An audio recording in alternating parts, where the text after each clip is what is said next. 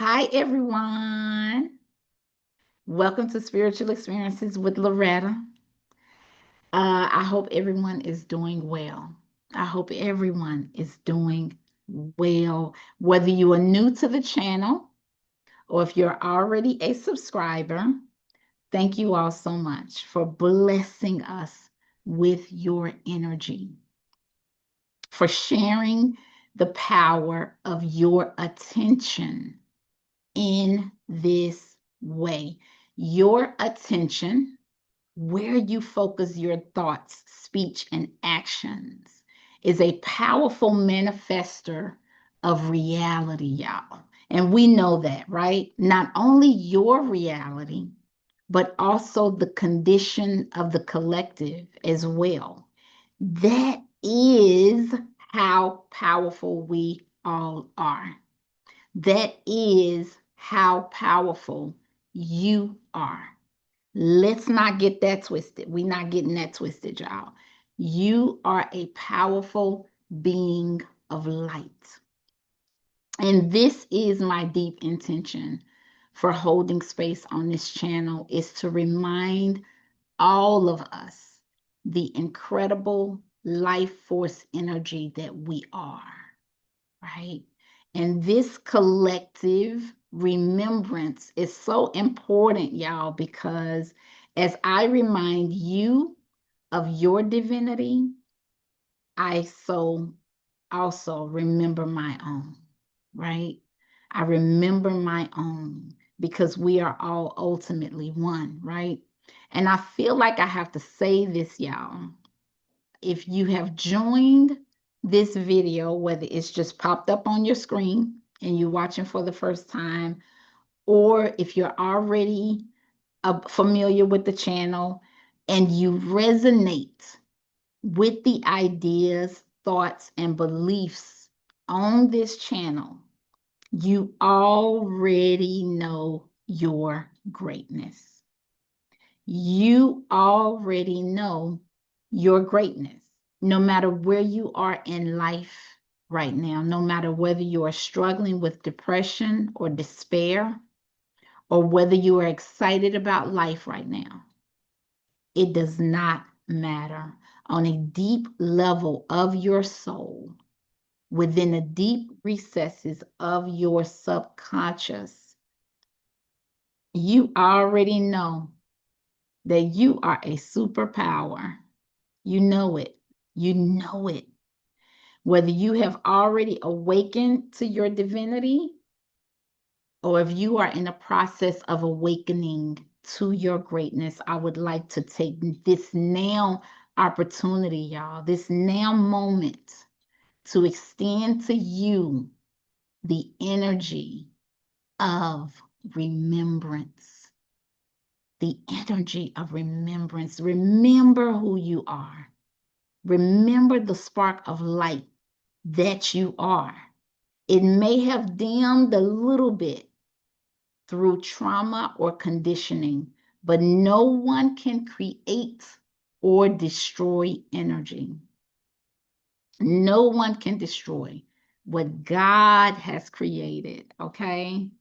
We have been conditioned into smallness, y'all. And I say this often on this channel, and it's worth saying again.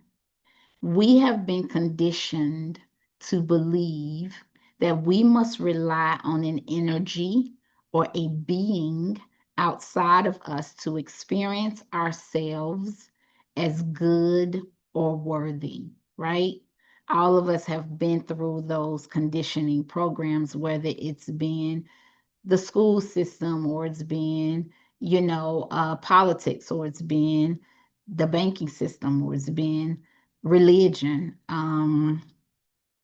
We have been lulled to sleep, my loves. We've been lulled and rocked back and forth to sleep, okay, by a symphony of media and institutions to disconnect us from the fire that burns within all of us. For example, I'm going to give an example. If we experience stagnancy or boredom, because we are upgrading to the next phase of our purpose, right? The discomfort of our apathy is soon soothed by the distraction of entertainment to keep us, to prevent us from taking that next step. So the energy of boredom is actually there for a reason. Like when you feel bored and you feel stagnant, it's like, ugh, like what's next? That's there for a reason. It has a purpose to get, and the purpose is to get us to become so sick of sameness, right? So sick of the monotony that we go within and access parts of ourselves that we have not yet tapped into, y'all. That's the purpose of that boredom when we feel that. The treasure that we are seeking is within us. The treasure that we are seeking is within us. You carry it with you. I carry it with me. We already have it, but no one told us that it was there. So if the discomfort of the monotony of boredom is quickly pacified, right? Back to sleep. If we start feeling uncomfortable and that uncomfortable feeling is quickly interrupted by TV, by social media, by whatever, ice cream, chocolate, sugar, food, whatever, right? If that monotony, if that boredom is quickly pacified back to sleep through those forms of escapism, then we never walk through the door to the deeper wisdom and knowledge that we have not yet tapped in us. We never tap into that deeper wisdom and knowledge that we have within us. And I use boredom as an example, y'all, because that may be the mildest form of discomfort we may experience, right? But apply these methods of soothing the collective to sleep, to any form of dis-ease we may encounter. Any form of dis-ease, right?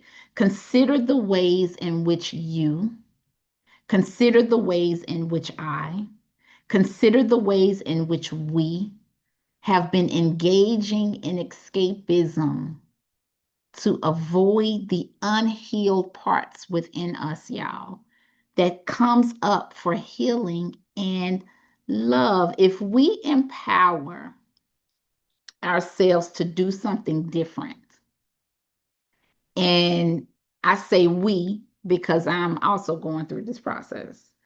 That's why I'm talking about it, y'all. I'm also going through this process. If we decide to sit in those dense feelings, we don't like being uncomfortable.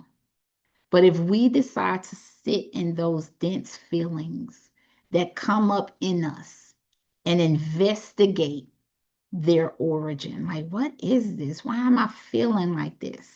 Kind of investigate it. If we take the time to treat our heavy emotions as if they were children coming to us for love, if instead of shooing our feelings away, right, through media or drinking or eating when we're not hungry or through any other activity we engage in to escape how we feel, if we give those feelings our attention, remember the power of our attention we talked about, right? The power of our attention, the power of our consciousness. If we give those feelings our attention that we all have, those unhealed parts, the love and attention, what we will be doing is removing the blocks to love. that we have built up. We begin to remove the blocks to love that we have built up. Why is this important? Why is this important? When people hear someone talk about love, a lot of us subconsciously think, oh, love, okay. All right. And, right. People think it's like weakness, or like people don't associate love with power, right? But listen, y'all, love is a force. Love is a force. Entire worlds are created by love. A baby is able to thrive from birth and live an entire life cycle through love. Love is not just an emotion, love is action, love is energy. If a baby, any baby, whether human or animal or whatever, is not loved, is not nurtured, they will not survive. They will not survive. It is love that contains the life force energy that we are, y'all. And if we do the work to remove our blocks, our grudges, our grievances, if we do the work to forgive ourselves and others, not saying to invite people in who do not deserve to be in our energy. That is not what I'm saying. Okay. You can forgive at a distance. All right. That's not what we're saying, because self love is the most important love. And it is only through self love that we able to extend that love to others, right? So you got it starts with self. And so forgiveness is different for everybody, but it doesn't mean that you're inviting people in who you know ain't checking for you. Okay? Let's not do that. We're not doing that. But to forgive others, to release those grudges and those grievances, because it harms us when we do that, right? To forgive ourselves and others, right? If we do the work to heal our wounded parts, y'all, if we do the work to heal our wounded parts, we will be removing the blocks to love and will therefore step into an experience, y'all, that we never thought was possible. That we never thought was possible. If we begin to do this practice, can you imagine where you would be in 6 months? You know, can you imagine where you would be in a year? Because your beliefs, your thoughts, your speech, your actions will change with that higher vibration, because you're clearing out dust, you're clearing out residue, you're clearing out your energy, right? To make way for something new. For you to be, instead of nursing grudges and grievances and hang-ups and traumas, right? If you heal those things, look at the amount of energy that is now available to you. You begin to start writing that book. You begin to hop on a podcast, or you begin to, you know, start teaching guitar lessons, or start learning guitar lessons, or go back to school, or open that business, whatever. What the things that you've been nudged to do, the things that keeps coming up to you, the things that you always wanted to do when you grew up, you know, your dreams, your goals. So listen, let's try it. All I can say right now is to try it, right? What do we have to lose? What do we have to lose? We are unconditionally loved. That is who we are. We are made of love, from love, for love. And so imagine being in that vibration of love that is consistent with who you are. Imagine the powers of creativity that will be available to you. So I'm going to start, y'all, coming on here and just doing short little videos, like short snippets of thoughts, impressions, and inspirations. And I invite everyone to press the like button. It helps the channel for you to press the like button. Subscribe, please. Y'all are fam. But most of all, I would love to hear your thoughts on what we talk about. So I would love for y'all to comment and let me know.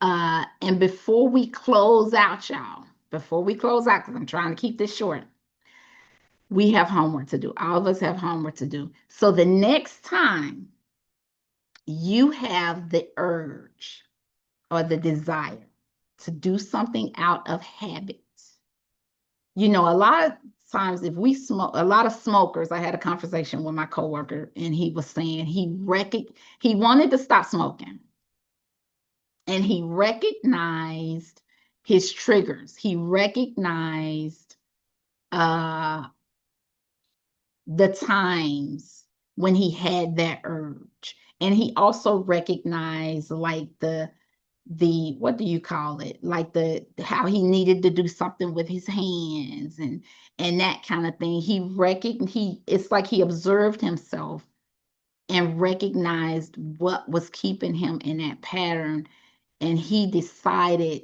to do something different when he had that urge, right? He decided to pivot and do something different. So the next time there's a habit that we have that we don't particularly like. We all do stuff that we don't particularly, that we know this ain't the healthiest thing for me to do. And this is a no judgment zone, y'all, because listen, I can eat an entire half of a cake, slither by slither. Y'all know when we keep going to the refrigerator and say, okay, let me just do a little, I'm gonna just do a little edge right here. This ain't gonna be any more and much more calories. I'm gonna just do a little, and you done slithered and slithered until you done ate a whole half of a cake. I don't know how we do. So this is a no judgment zone. But the next time you feel the urge to do whatever your vice is, whether it's smoking or to eat when you're not hungry or whatever there is, and there is no better or worse. It's all distraction. It's all escapism. What are we escaping? We're escaping those heavy, dense feelings. But those feelings have messages, y'all. They have messages. So just when you have that feeling, let me get back to the homework because y'all know I get off track. When you have that urge, just delay doing that thing for 5 or 10 or 15 minutes. Just delay it, and pay attention to what comes up in you. Pay attention to what speaks to you. Pay attention to what thoughts you have. Pay attention to where your attention goes in that moment. You may very well find, y'all, if we do this, we may very well find that there are parts of us that will speak to us. There are parts of us that will speak to us. It may be a thought that you may have, and you think, where did that thought come from? Or a memory may come up in you. And when that thought or memory surfaces, unpack it, investigate it, and forgive it. Unpack it, investigate it, figure out the origin, figure out the reason behind the reason, and forgive it, y'all. Forgive it. Work it out, work it through, unpack it, and forgive it. This is a very powerful exercise, y'all. This is a very powerful exercise. And this is wisdom from Yeshua, from Jesus. I wish I could take credit, but I cannot. This is wisdom from Jesus. So just delay whatever it is that you do by habit. Just delay it. Not saying you can't do it again, because God knows, I have my piece of cake, right? But just delay it, right? And this is not about religion, y'all. This is not about religion. This is not about morality. This is not about good or bad or better or best. This is, my friends, this is about healing yourself.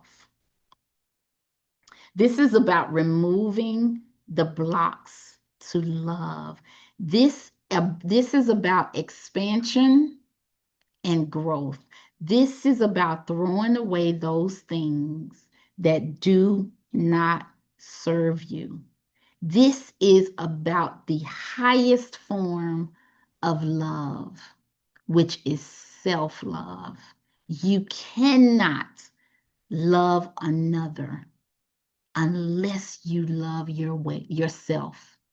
You cannot love another unless you love yourself in a healthy, grounded way, not in an arrogant, I'm better than this person, better than that person way, but in a healed, grounded way to love yourself.